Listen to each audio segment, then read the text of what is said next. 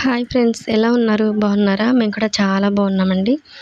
ఈరోజు మన వీడియో వచ్చేసి షేప్ బెల్ట్ స్టిచ్చింగ్ అనమాట. అదేంటి షేప్ బెల్ట్ స్టిచ్చింగ్ ఏంటంటే అందరికీ వచ్చు కదా అనుకుంటున్నారా? అందరికీ వచ్చండి, కానీ అందరూ నార్మల్గా చేస్తారు. అవుట్ సైడ్ ఇన్సైడ్ ఒకే విధంగా వచ్చేటట్టు నేను చేస్తానన్నమాట. నేను ఎలా స్టిచ్చింగ్ చేశాను అనేది ఈ వీడియోలో అయితే చూడండి. ముందు షేప్ బెల్ట్కి ఒక జాయింట్ పీసు, ఒక సింగిల్ పీసు తీసుకోవాలి.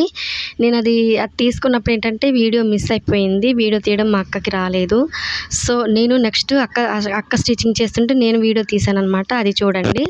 చూసారు కదా, అవుట్ సైడ్ ఇన్సైడ్ ఒకే విధంగా వస్తుంది. పట్టు శారీస్కి ఏంటంటేనండి మనకి పీసులు లేస్తూ ఉంటుంది. అది చాలా చిరాగ్గా అనిపిస్తుంది. ఉతికేటప్పుడు కూడా పీసులన్నీ పోతూ ఉంటాయి.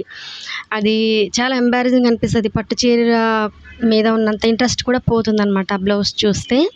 మనకేంటంటే అవుట్ సైడ్ ఇన్సైడ్ ఒకేలా వచ్చే విధంగా అయితే నేను స్టిచ్చింగ్ చేస్తున్నాను. మీరు లోపల సైడ్ చూసుకున్నా సరే బయట సైడ్ ఎట్లా వచ్చిందో లోపల సైడ్ కూడా అలాగే వస్తుంది. మీకు అస్సలు పీస్ కూడా కనిపించదు.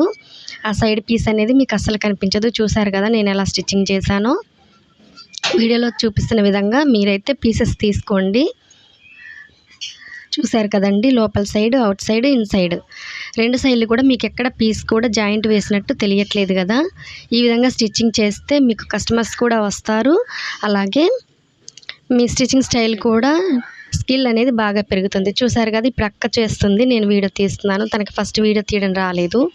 సో తర్వాత అనేది నేను తీస్తున్నాను వీడియో. చూసారు కదా, ఆ జాయింట్ పీస్ ఉన్నది ఫ్రంట్ సైడ్ పెట్టేసి ఇది బ్యాక్ సైడ్ పెట్టుకోవాలి. ఒక సింగిల్ పీస్ ఉన్నది ఇలా మనం అటు సైడ్ 2 పీసెస్ ఉన్నది, ఇటు సైడ్ సింగిల్ పీస్ ఉన్నది పెట్టేసుకొని జాయిన్ చేసుకోవాలి. మిడిల్లో మనం బ్లౌజ్ పీస్ను అటాచ్ చేయాలన్నమాట. వీడియోలో చూపిస్తున్న విధంగా మీరు మర్చిపోకుండా ఇలా చేసేయండి. మీకు జాకెట్ అనేది చాలా పర్ఫెక్ట్గా వస్తుంది. చూసారు కదా, ఇలా ఒక్క స్టిచ్చింగ్ వేసుకున్న తర్వాత ఒక సింగిల్ పీస్ వెనక్కి ఇట్లా వేసేసి ఇంకొక స్టిచ్చింగ్ వేయాలి. ఇంకొక కుట్టు వేసుకుంటే చాలా గట్టిగా ఉంటుంది, చాన్నాళ్ళు ఆగుతుంది కూడా.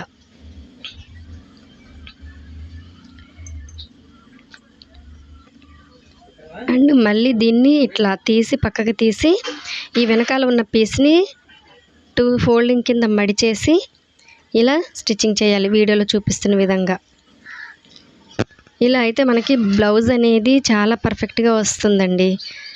పీసులు అనేవి ఎక్కడ కనిపించవు, ఊడిపోవు. పీసులు కూడా అసలు మీకు కనిపించవు. బ్లౌజ్ వేసుకున్నప్పుడు పట్టు జాకెట్ కరుస్తుంది, స్కిన్కి పట్టేసి కరుస్తుంది, చిరాగ్గా ఉంటుందని కొంతమంది చెప్తుంటారు కదా. అట్లా అనేది ఎవరికి ఉండదు. మీకు ఇన్సైడ్ అవుట్ సైడ్ ఎట్లా వస్తుందో ఇన్సైడ్ కూడా అట్లాగే వస్తుంది పర్ఫెక్ట్గా. పీస్ అనేది అస్సలు కనిపించదు.